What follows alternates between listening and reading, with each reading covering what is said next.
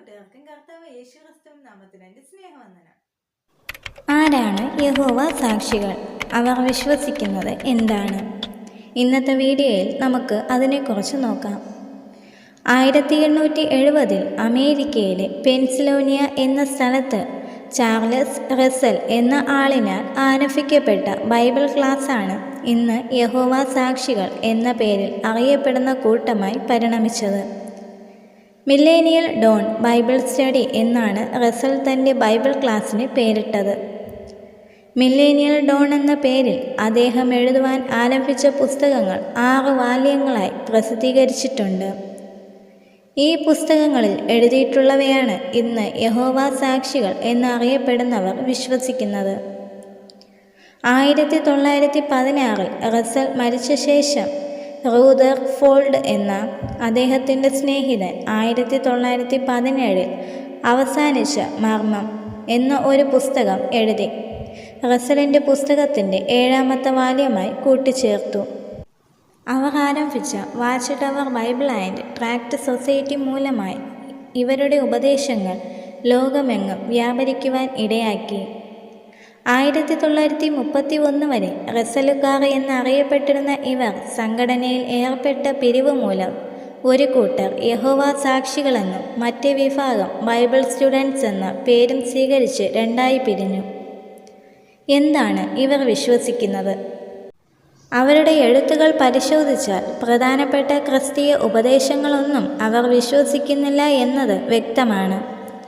ഉദാഹരണമായി, യേശു ആരാണെന്ന ചോദ്യത്തിന് അവർ പറയുന്ന മറുപടി ദൈവസൃഷ്ടികളിൽ പ്രധാനിയായ മീഖായേൽ എന്ന പ്രധാന ദൂതനാണ് എന്നാണ് അവർ പറയുന്നത്. യേശു ദൈവപുത്രനാണ് എന്ന് വ്യക്തമായി എഴുതിയിട്ടുള്ള വേദവാക്യങ്ങൾക്ക് നേരെ വിപരീതമാണ് ഈ പഠിപ്പിക്കൽ. അവർ പഠിപ്പിക്കുന്നത് രക്ഷ വിശ്വാസത്താൽ മാത്രമല്ല ലഭിക്കുന്നത്, രക്ഷ ദൈവത്തിൻ്റെ ദാനമെന്നും അത് വിശ്വസിക്കുന്നവർക്കെല്ലാം ലഭ്യമാണെന്നും വ്യക്തമായി പഠിപ്പിക്കുന്ന വേദവാക്യങ്ങൾക്ക് എതിരാണ് ഈ ഉപദേശം. അവർ ത്രിത്വ നിഷേധികളാണ്.